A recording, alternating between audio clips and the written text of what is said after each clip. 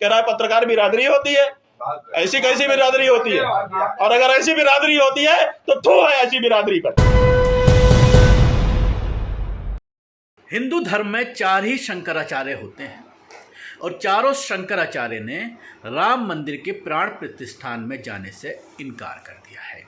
इसके साथ ही एक सोशल मीडिया पर वीडियो वायरल हो रही है और उस वायरल वीडियो में गोदी मीडिया के मुंह पर ज़बरदस्त फटकार लगाई, उनके मुंह पर थूका है शंकराचार्य ने और उनको ये बताया है कि किस तरह से वो सत्ता के दलाल बन गए हैं और मोदी और भारतीय जनता पार्टी की चाटुकारिता कर रहे हैं।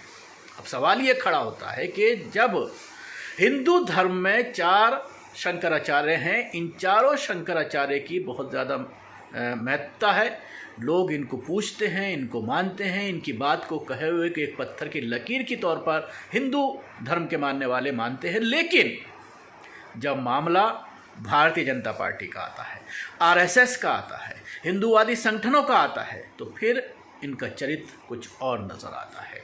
अब सवाल ये खड़ा होता है कि अगर शंकराचार्य ये बात कह रहे हैं कि वो प्राण प्रतिष्ठान में नहीं जाएंगे क्योंकि जो मुहूर्त है वो ठीक नहीं है, और उसके साथ ही मोदी के ज़रिए प्राण प्रतिष्ठान के ऊपर भी सवालात खड़े किए जा रहे हैं कि आखिर मजहबी रहनुमाओं से, शंकराचार्यों से इसका इनॉग्रेशन कराना चाहिए था, प्राण प्रतिष्ठान कराना चाहिए था, बल्कि अब तो कहीं ना कहीं प्राण प्रतिष्ठान का जो वर्ड लिया गया है इसको लेकर भी खुद हिंदू धर्म के जानकार जो है वो सवाल खड़ा कर रहे हैं। और वही सवाल खड़ा कर रहे हैं कि क्या राम में प्राण अब मोदी जी डालेंगे? ये एक बड़ा सवाल जो है हिंदू धर्मगुरुओं के ज़रिए उठाया जा रहा है। लेकिन भारतीय जनता पार्टी की चाटुकारिता में 2014 से जिस तरह से मीडिया पूरी तरह से दलाली कर रहा है, आपने देखा किस तरह से जो मीडिया की गाड़ियां हैं उन पर जो कुछ लिखा हुआ है, राम मंदिर की तस्वीरें जो कवरेज के लिए वो भी वैन तैयार की गई है, उसको किस तरह से राम मंदिर के पोस्टर से रंगा गया है। ये तमाम चीज़ें दर्शाती हैं कि भारतीय मीडिया की जो स्थिति वर्ल्ड रैंकिंग में जो लगातार गिरती जा रही है उसकी सबसे बड़ी वजह यही है। देखिए किस तरह से शंकराचार्य ने मीडिया को खुलेआम लताड़ लगाई। जाओगे ना, जो सच है वो सच है। आपको ये अधिकार कभी नहीं मिल जाता है पत्रकार होने के नाते कि आप किसी की प्रतिष्ठा के साथ खिलवाड़ करें, और अगर ऐसा मिलता है तो आप बताइए। आप जो है पत्रकार हैं, आपका हमने सम्मान किया, पहला शब्द हमारा था आपका स्वागत है। आपने हमसे कड़े प्रश्न पूछे, हमने इत्मीनान से उसका जवाब दिया, हमने बुरा नहीं माना। लेकिन और बिना जाने, हमको पता भी नहीं था कि कौन है कौन नहीं है, लेकिन आप किसी की प्रतिष्ठा से इस तरह से खिलवाड़ करेंगे और कहेंगे हम पत्रकार हैं। तो हमने बहुत पत्रकार देख लिए, बड़े बड़े पत्रकारों की हालत देख ली। क्या बात करते हो आप? केवल पत्रकार होने से आपको लाइसेंस नहीं है कि ब्लैकमेल करें किसी को, किसी की प्रतिष्ठा से खिलवाड़ करें। आपने छापा कैसे? इसका जवाब जब हम पूछ रहे हैं तो कोई कुछ नहीं बोल रहा है, कह रहा है पत्रकार बिरादरी होती है। ऐसी कैसी बिरादरी होती है? और अगर ऐसी बिरादरी होती है तो थू है ऐसी बिरादरी पर।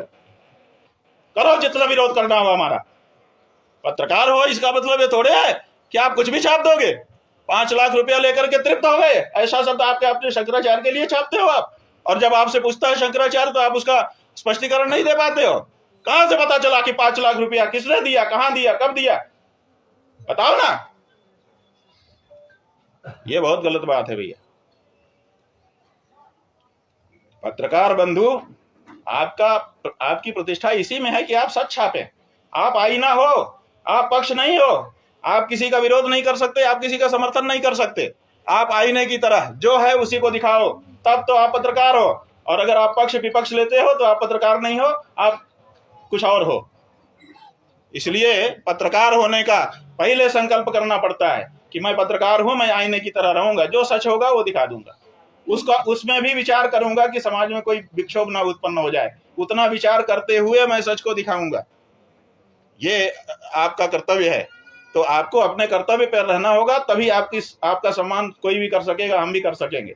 और अगर इस तरह की लाइन कोई छापेगा और अगर हम उससे पूछेंगे तो वो कहेगा कि मैं बहिष्कार करता हूं, और कोई अगर खड़ा होकर के कहेगा कि मैं पत्रकार बिरादरी का हूं, तो भैया आपकी बिरादरी अगर एक